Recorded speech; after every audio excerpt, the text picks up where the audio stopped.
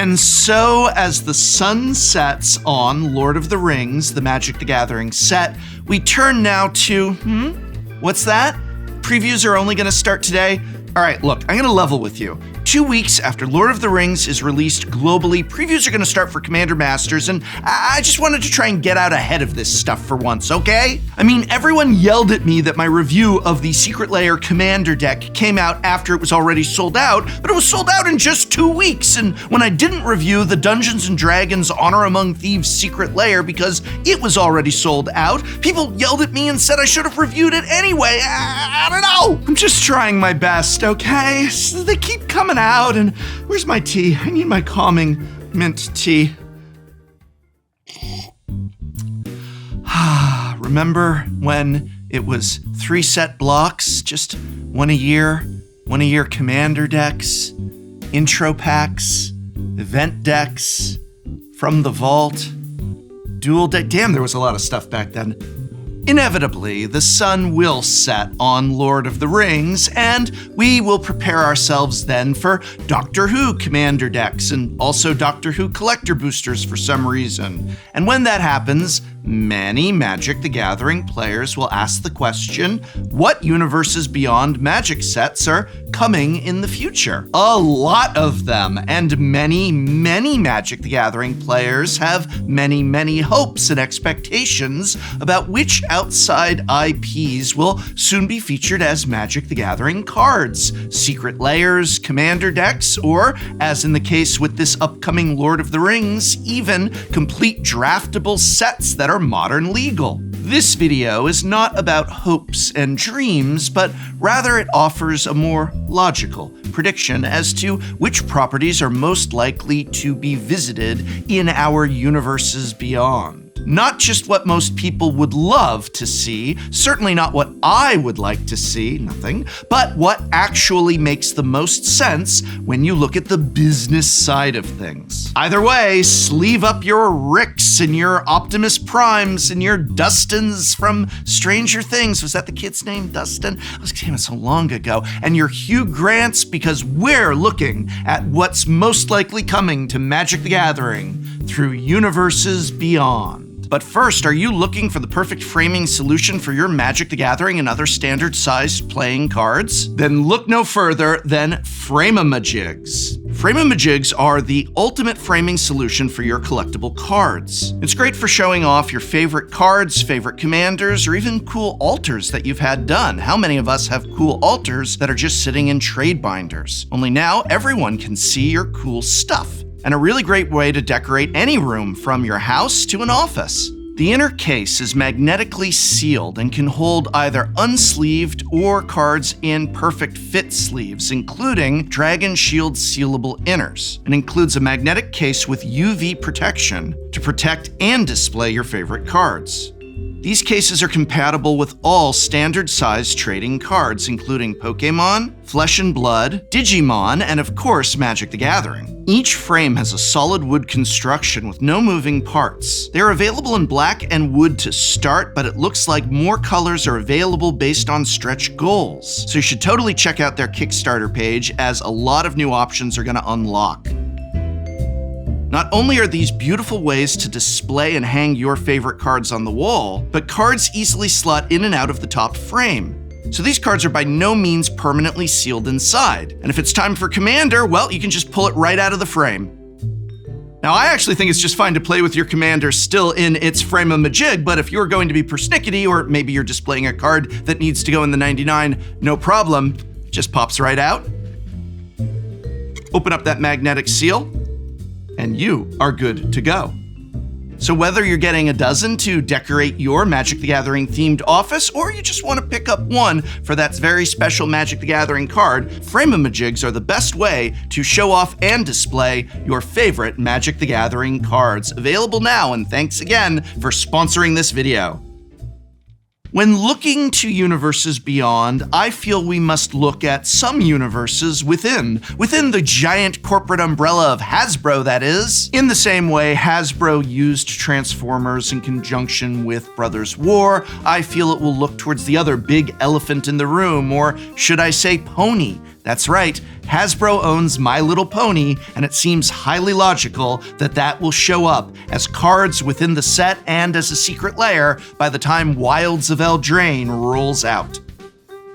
Now, My Little Pony has already been featured as Magic cards before, albeit back during the era of the Silver Border. As Silver Border cards, their mechanics do not really make them all too playable in a game of Magic the Gathering, but with it being many years since the end of the Friendship is Magic era of My Little Pony, many feel the franchise is poised for a reboot, whether it's a movie, a television series, or both. And considering this is still under the Hasbro Corporation, they really could work together with Magic the Gathering to time a big My Little Pony Universes Beyond product that coincides with the movie or the TV series or whatever they're gonna do. Effectively using Magic the Gathering is a great way to advertise a new pony lineup or new pony show. Sadly, this also likely means that the Lauren Faust Friendship is Magic hipster era of My Little Pony is likely not what will be featured here. Oh my god, Friendship is Magic is now for hipsters?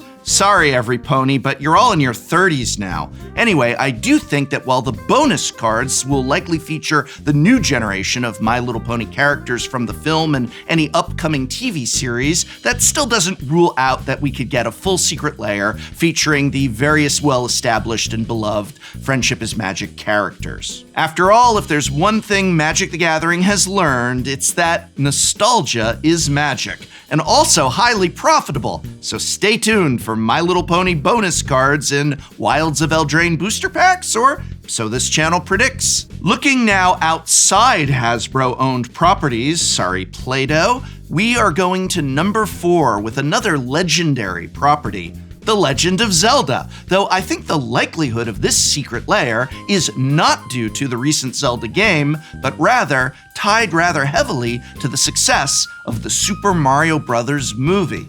Let me explain.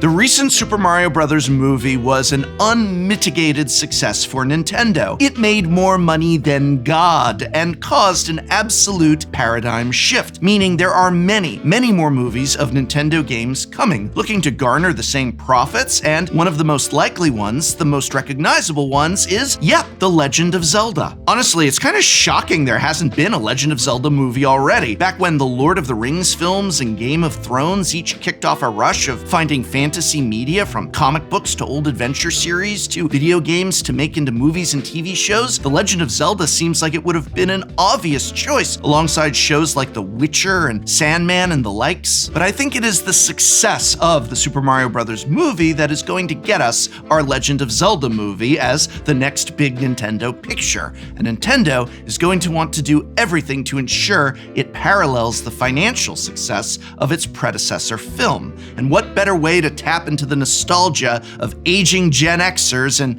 equally aging millennials than by a crossover with Magic the Gathering. Yes, I said equally aging millennials. Sorry kids, but time passes the same for us as it does for you. Even if a Legend of Zelda movie is years off, I think the success of the recent Zelda game is momentum Nintendo might just want to keep moving, and though incredibly protective of their properties, a secret lair crossover with Magic the Gathering sometime in 2024 might be the perfect way to keep our palates salivating and our wallets open for that next Nintendo blockbuster.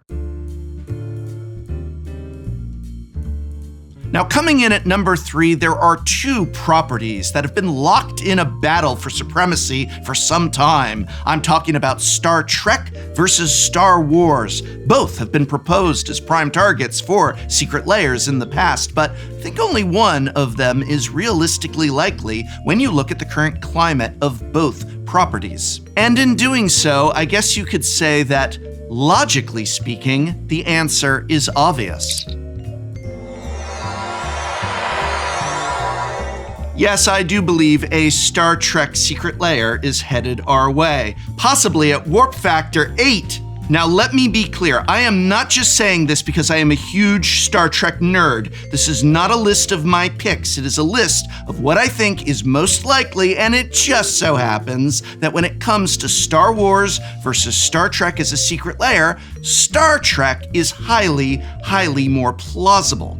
Star Wars is owned by a small indie company called Disney. And while Disney has done licensing of their properties in the past, its big new thing is Lorcana, a trading card game that hopes to compete with Magic the Gathering. While Lorcana so far seems to only be featuring animated Disney characters, the possibilities of bringing other Disney-owned properties from Star Wars to the Muppets to The Simpsons means it is highly unlikely they would take one of their biggest and most popular properties, Star Wars, and lend it out to what is now a competitor, at least not in the near future. Star Trek, on the other hand, is having a bit of a resurgence on Paramount Plus with a kind of, God, I can't believe I'm about to say this, but a kind of shared cinematic universe of Star Trek properties, and each lets the franchise explore different flavors in such a way that fans are coming in, both new and old, and forming a pretty potent little audience. As the number of Star Trek shows has grown, they've been able to cast a wide net, and they show no sign of slowing down, with not one but two new series soon to be coming to Paramount Plus, as well as a passionate fan base that is literally doing online petitions for them to make even more new series, like the fan-driven Star Trek Legacy. Online petitions about Star Trek? Oh my god, I really am back in the 90s. Unlike Disney, though, Paramount isn't about to start its own trading card game, and as far as toys and other merch is concerned, has a history of getting someone else to do it. I think they'd be very receptive to a huge advertising blitz of universes beyond with Magic the Gathering cards featuring Star Trek IPs new and old. And as the upcoming Doctor Who Commander decks show us, Magic the Gathering really can take a franchise that spans literally half a century and has millions of iterations of its shows and versions of its characters and still successfully envision a way to market it in Magic the Gathering form. Though, God, I wish Paramount would license a better maker of uniforms. I need to find someone who does like a custom. My dream is one day to get like a real custom-made Star Trek uniform. If anyone knows anyone who does that, yeah, I'm literally going to use this time in the video to say if you know someone who does really cool custom Star Trek uniform things, that's like, this sucks. This one sucks. By the way, I really want to show off these cool Deep Space Nine altars that ALK Altars gifted me after I did an entire episode with Princess Weeks about which Magic the Gathering cards would be which Deep Space Nine characters. You can check that video out if you want to see the two of us seriously geek out. But the premise was if you were to make Deep Space Nine skins for existing Magic cards, which cards would you pick for which characters and why? We had very different choices and it was a fun episode. Linked here and in the description. Now, coming in at number 2, we have a very difficult choice. How do you get something such as a popular anime or manga that doesn't already have its own trading card game? I mean, you can't do My Hero Academia. They already have one. That'd make a cool secret layer, but you can't use something if it's already got a trading card game behind it. And you can't use something too obscure. It has to be just popular enough to bring people in. What then is our number 2 pick? In picking out a logical anime series for Universes Beyond, I wanted to think of one that wasn't already part of an existing card game, but they kind of all are, because in Japan, that's just what they call merchandising. Sure, many of these games are relatively short-lived, but they still have a lot of appeal as collectible experiences, where you and a friend each open up a pack and say, hey, I got Sasuke and you got Naruto, and mine's the secret rare with the gold foil text. Radical! So this made finding the logical choice here hard until I realized what the perfect property poised for Universes Beyond was. Mobile Suit Gundam. Gundam has done a lot of cross-brand stuff before. In fact, I was anticipating it for Kamigawa, and I still think it has to be coming soon. The current series, The Witch from Mercury, joins iron-blooded orphans in what many people believe to be the most accessible era of Gundam shows yet. But Gundam is an over 40-year-long franchise that Magic could take a good stab at in covering the most popular characters and moments to satiate Gundam fans new and old. So I think if they do Universes Beyond Gundams, it will feature not just the Witch from Mercury characters like Suletta Mercury and the Gundam Ariel, but favorite characters and mobile suits from across the entire franchise, like Shar Aznavour and the Sazabi, Mikazuki August and the Gundam Barbados, not to mention Hiro Yui and the Wing Gundam. So even if it is just limited to a secret layer or as bonus cards within a larger set, I think the most likely anime franchise to see crossover with Magic the Gathering is Mobile Suit Gundam.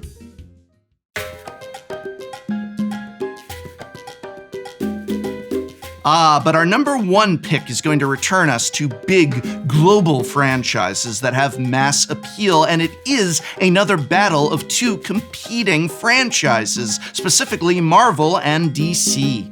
Yes, the ancient nerd debate of Marvel versus DC, and I know everyone would love to see something like an Avengers Secret Lair, or even a shared Marvel Cinematic Universe set a la Lord of the Rings, but weren't you listening to me a moment ago when the video? It's owned by Disney. Yes, they own Marvel too. They own Fraggle Rock. They own It's Always Sunny in Philadelphia. I'm not joking, they own It's Always Sunny.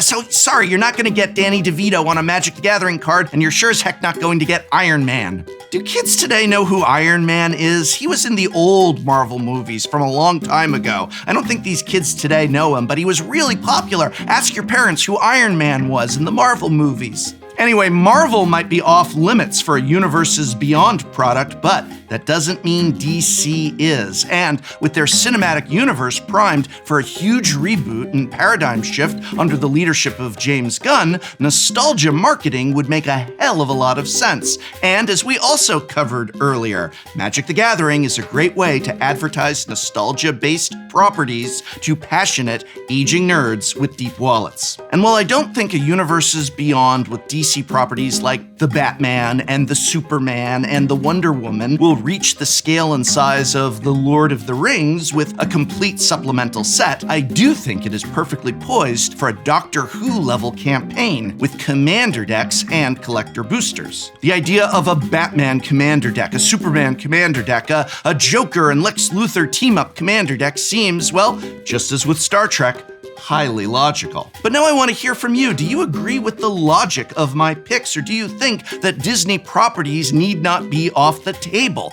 Are there any highly logical crossovers that I failed to mention that you think really will be coming to a Universe Beyond near you? Let me know in the comments below. Hey, thanks again to Frame-A-Majigs for sponsoring this video. Remember, Frame-A-Majigs are the best framing solution for your collectible Magic the Gathering and other standard-sized playing cards. Links to the Kickstarter for these is in this video's description. What an awesome product where cards slot in and out of the top of a frame, allowing you to both display your favorite cards but still easily access them, even swap them out. So whether you're picking up just one for your favorite commander or several to decorate your office, Frame-A-Majigs are the best solution for showing off and displaying your favorite Magic the Gathering and other standard-sized trading cards. Thanks again for sponsoring.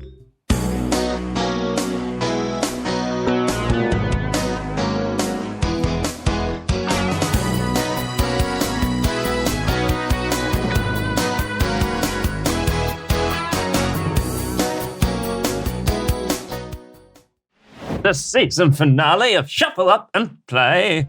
Secret Commanders. Each of my guests has brought a commander deck, but none of us know, and we will not know until we cast that commander during the game for the first time. Legitimately looks like a Yu-Gi-Oh board now. Like, yeah, we brought face down, cards, side. It's all very clean. Yeah. Bissell Persecutor. This is a 6/6 flying trample. You can't win the game and your opponents can't lose the game. Sovereigns in the skies. Sovereigns in the Now skies. you got it. Take my mic off. I think I need to get Called Liar's Pendulum for 1 mana. Oh, I told you I brought riddles. it's absurd. I feel like I'm trapped in an Escher painting. In that case, feast your eyes on. No.